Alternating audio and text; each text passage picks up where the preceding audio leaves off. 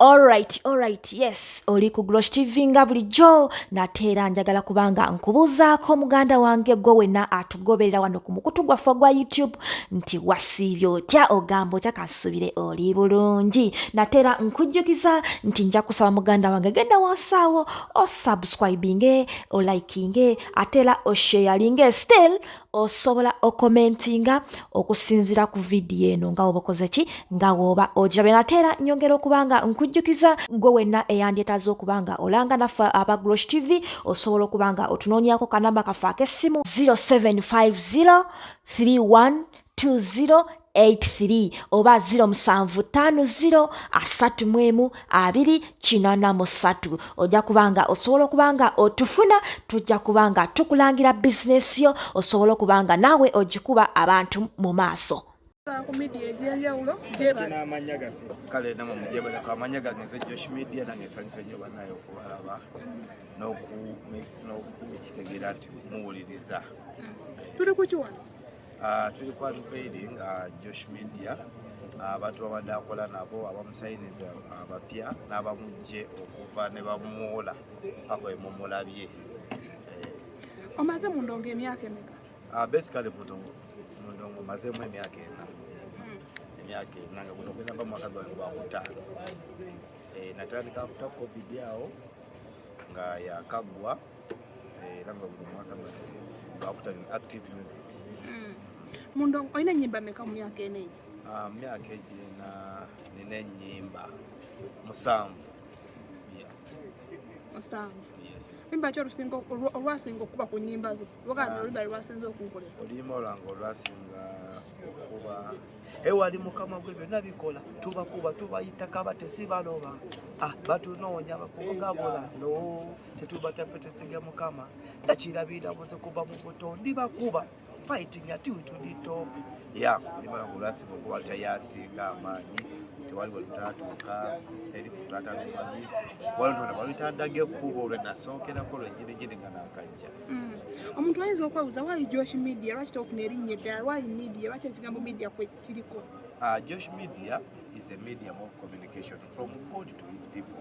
Otegeeza ennyimba zange zenziza ennyimba weewaawo mbadde mwana muto nga nkula kiraga nti obubaka bwanjawulo kyova amagambe olaba nze obulabye Katonda mwennyini nnyini olaba nze obulabye Katonda mwennyini nnyini kubanga ebintu byonna byenkola n'omutima gwange gwonna senga mbadde gusobola okugulaba gureflectinga ennono za Katonda zonna era nga ndi wano okukulira abavubuka abagenda okuba abagagga abavubuka abagenda okuvuga emmotoka ezakabi abavubuka abagenda okuba abavunaanyizibwa abavubuka abagenda obba ab'amaanyi mu nsi yaffe tetugenda beera balalu tetugenda kufa nga tukyali bato tugenda kuvuga emmotoka ez'amaanyi tugenda kuweesa bazadde baffe ekitiibwa tugenda kuweesa ensi yaffe ekitiibwa.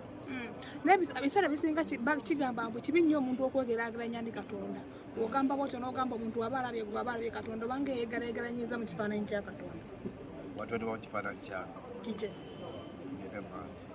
Owange nze njala kubuuza ku management empya gy'ofunye abayimbi bangi bagetinga into management mu maaso awo ebintu ne bikyakalana via the contract gwe kiri kitya sokodde mu Katonda management yo gy'ofunye abayimbi bangi bagetinga signed mu management ez'enjawulo ne bamala ne bakyankalana ne management zaabwe gwe Josh ng'omuyimbi wa gospel management kiki gwe kyotegese okureflectinga gye bali nabo kye bagenda okuteekamu? I think basically ebintu bya management is all about discipline.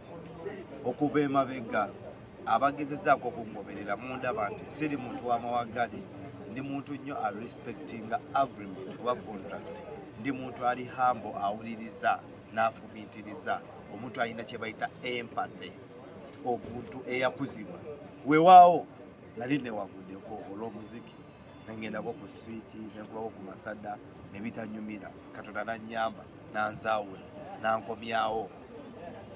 Empisa kyekintu ekitutwala mu maaso era abali eyo bonna mbakubiriza oba olina wookola oba olina mukwano ngo respect give what we call quality relationship, quality friendship.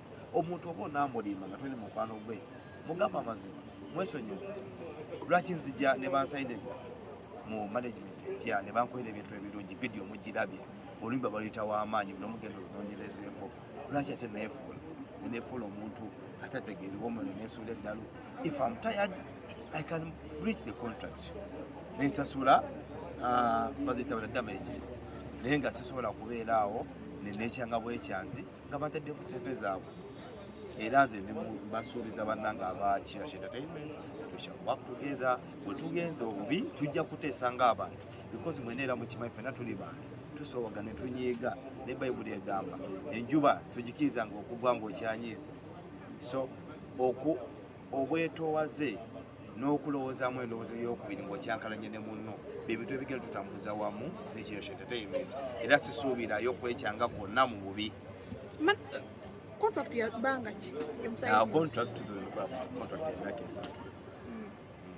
Twasayinize nabo contract y'emyaka 3 bagurisha brand atuyimusize wamu abavubuka ekintu kyo tekiri mu social media yeka ekintu kirimu okusitula omutindo gw'abantu baffe okusitula nze ndi just taala nti ninamuko ku kye bayita platform management eno mwegenda okuyita okusitula embeera z'abantu what we call impact in community okusitula abaana mu society ba street kids okubayamba kintu kyamaanyi nnyo era mbadde nsaba ne mwenna abatulaba tutambulire wamu because Uganda is formed out of love. That's what we call the pearl of Africa. Sa tutambulira mu mukwano omulungi tugende maaso tukole ebintu ebizimba ensi yaffe.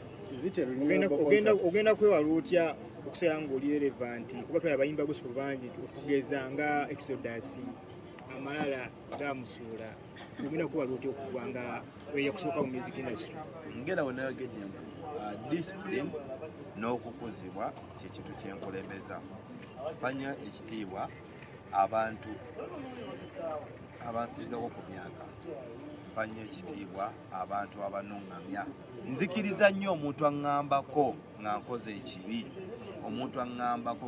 ekibi bannaaye mwetaaga nnyo era mwannyo ekitiibwa n'ekintu kyaŋŋamye kirespectinga nnyo so sisuubira kukola ebyo byoyogedde sibitegeera bulungi because saaliwo nali mwana muto naye nga nze nzikirizibwa okugambwako siri nti sigambwako bannange ogwawala neeke ogwawa king of radio obukulembeze obufuga abagosi oyogeddeko omugwe manyi wiziri nga neeke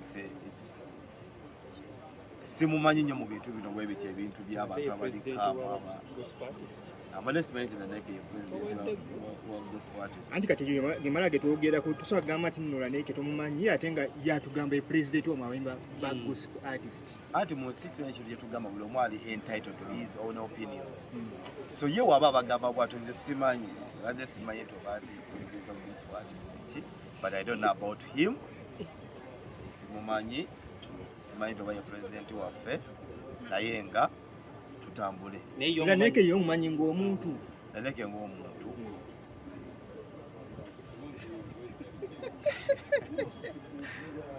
abatuuliza bunansonyiwa namusenyiga naye ng'omuntu simumanyi tomulabanga nako muwulirako naye simumanyi like ng'omuntu omanyi twawula ekyo kye bayita friendship and a person you know kale Laneke omumanyi ng'omuntu omulokole munno tandikirawo banangawe nganze siri mwogezi wa muntu oyo gwoyogerako naye nze simumanya nga president wa gospel artist ebintu byakola tebifaanagana n'ekintu ekiri wano tulaba nga tuli mu mbeera nzikakamu so I don't know about him yeah that's all kati si muyimbi era neeki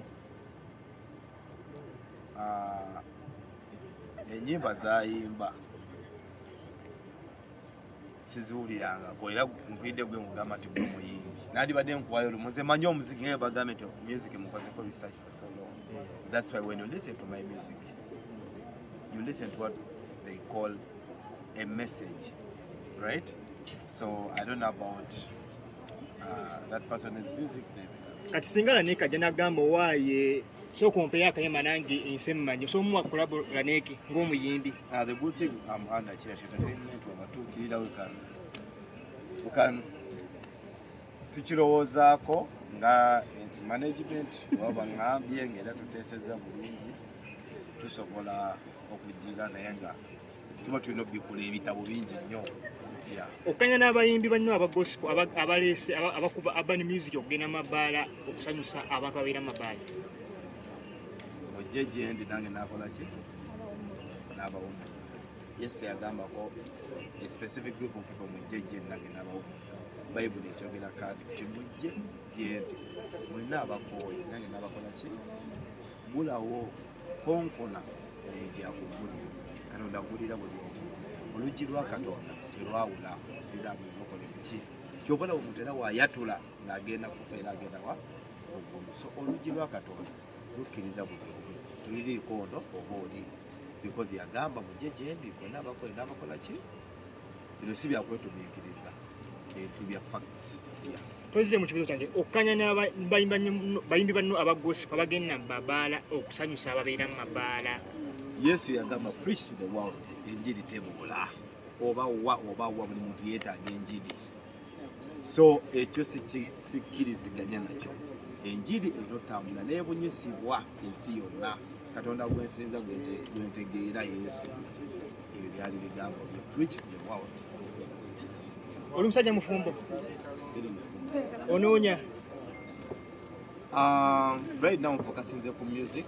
Naera nga nali agadde omusajja omufumbo. Ne right now siri. Omukyala ng'afaanana atya? Omukyala ategeera Katonda. Omukyala alina empisa. Sijja kukosa kukyogerako because emyaka gye ndi mugikkirizibwa ofuna omulenzi. Ate n'ekya nabagamba njagala tukuze abavubuka abalina empisa, abavubuka abali mu ki street life. Emyaka gye ndimu gyenzikiriza ofuna omubeezi era omubeezi oyo abanga ategeera Katonda, mukyala musale, mukyala mukozi, ategeera embeera z'abantu, ayagala abantu abanewangulidde. Nga tuwunze kagamba nze Josh Media nkooyo okubeera ku lujja. Nze Josh Media ngenda kuwasa omuntu.